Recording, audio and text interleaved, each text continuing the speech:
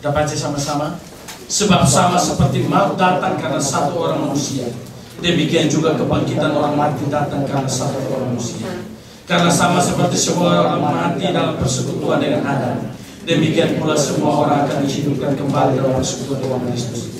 Tetapi tiap orang menurut urutannya, Kristus sebagai buah sulung, sesudah itu mereka menjadi miliknya pada waktu kedatangannya.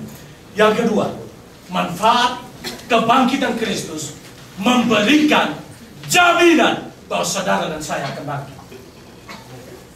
Kebangkitan Kristus membawa satu manfaat bahwa saudara dan saya akan bangkit. Kenapa? Karena Yesus adalah buah sulung daripada kebangkitan. Maka selanjutnya yang lain pun akan bangkit. Yang lain itu adalah saudara dan saya. Amin.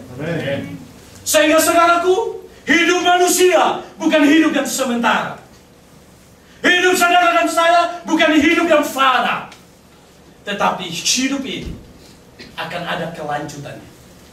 Akan ada kelanjutannya di mana kita akan bangkit bersama-sama dengan Kristus. Dalam bagian yang lain dikatakan bahwa Daniel pasal 12 dikatakan apa? Semua orang mati akan bangkit dan semua akan menghadap takhta Allah.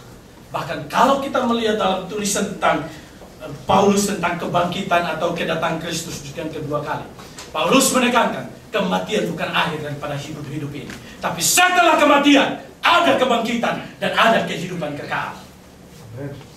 Kenapa demikian?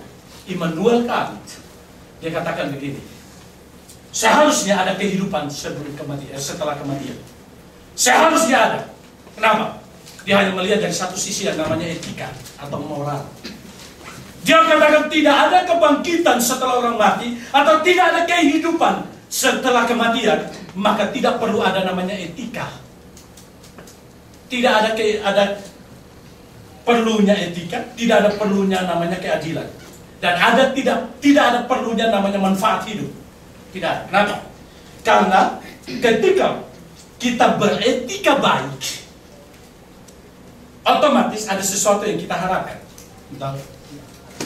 Kalau ada etika, kemudian kita beretika, ternyata ada orang yang tidak beretika, kemudian tidak ada balasan terhadap etika yang kita buat. Untuk apa kita beretika? Betul? Kemudian selanjutnya dikatakan etika kita harus bermanfaat. Nah, bermanfaat untuk apa? Supaya hidup kita bisa teratur dan lain sebagainya. Tetapi tidak hanya itu. Untuk menjalankan etika harus ada namanya keadilan. Keadilan bagaimana? Keadilan itulah yang membagi antara yang beretika dan tidak beretika. Ikuti pemahaman saya, tidak boleh goyang kemana-mana. Memang agak-agak rumit. Keadilan inilah yang menunjukkan ini beretika atau ini tidak beretika.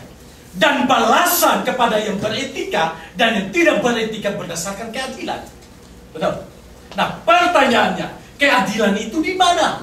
Etika itu ada di mana dan keadilan itu di mana? Ini menurut pemahaman dari seorang filsuf namanya Immanuel Kant. Dia seorang teolog tapi dia seorang filsuf.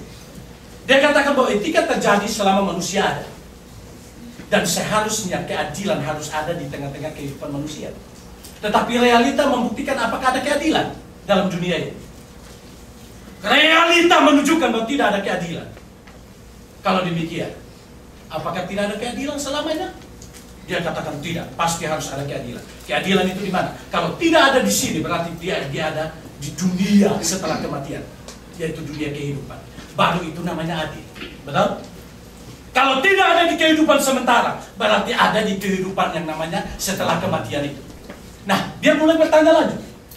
Dia membuktikan siapa itu keadilan. Sumber keadilan. Dia katakan begini. Untuk membuktikan, untuk menjalankan keadilan, kita perlu butuh namanya seorang pribadi yang harus adil. Betul? Pertanyaannya, adakah manusia adil di dalam dunia ini? Tidak ada. Kalau tidak ada keadilan dalam dunia, tidak ada seorang pun manusia yang melaksanakan keadilan, maka pasti ada sumber keadilan, pribadi keadilan yang menunggu di dunia sana. Itu konsep daripada Immanuel Kant.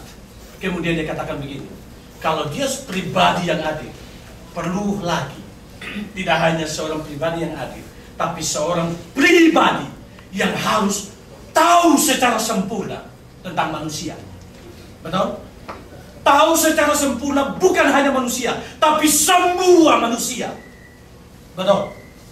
Nah, kalau saya jadi sebagai seorang adil, saya ngerti Billy aja dari luar. Betul? Saya ngerti yang duduk di belakang itu hanya dari luar. Saya belum tentu sampai ke dalamnya. Saya hanya mengerti ketika saya bertemu dengan mereka. Tapi belum tentu ketika saya bertemu dengan mereka itu aslinya. Tiruannya bisa di belakang. Ya, aspal. Asli, tapi palsu. Kelihatannya asli, tapi palsunya di luar. Maka Immanuel kan dia bilang apa? Kalau begitu butuh seorang hakim yang adil, tapi dia harus maha tahu atas seluruh manusia. Kalau tidak, dia tidak adil. Betul? Ini konsep dia. Dan siapa itu? Dia bilang kalau bukan Allah, siapa lagi? Maka dengan demikian dia menyimpulkan, pasti ada kehidupan setelah kematian. Nah saudaraku, Alkitab bicara. Itu dari sisi pengetahuan filsuf. Dia membuktikan akan hal itu. Nah bagaimana Alkitab? Alkitab katakan apa saudaraku? Kalau kita baca di dalam ayat yang ke-51 dan 52, mari kita baca sama-sama ayat 51 dan 52. 1, 2, 3.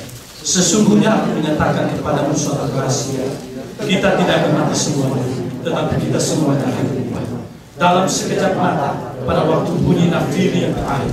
Sebab nafiri akan berbunyi dan orang-orang mati akan dibangkitkan dalam keadaan yang tidak dapat binasa, dan kita semua akan diubah.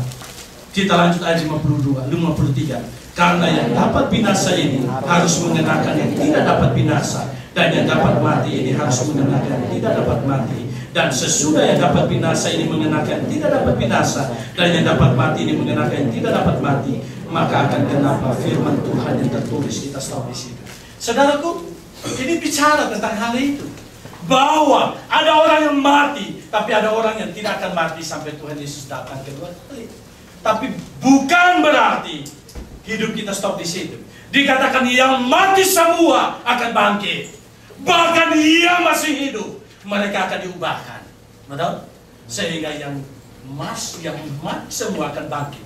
Baik yang percaya maupun yang tidak percaya akan bangkit. Tapi saudaraku, yang diubahkan mana?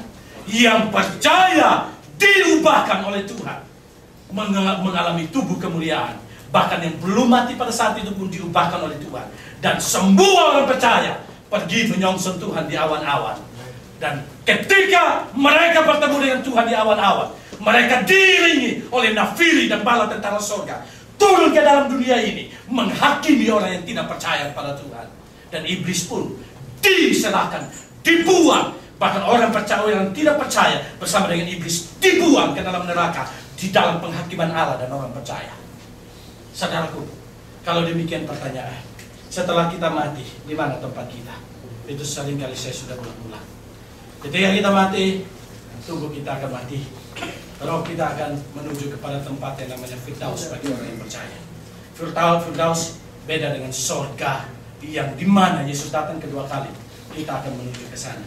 Hades, orang yang tidak percaya kepada Tuhan, rohnya dia mati, tapi rohnya menuju tempat yang namanya Hades. Di sana tidak ada lagi penyesalan terakhir.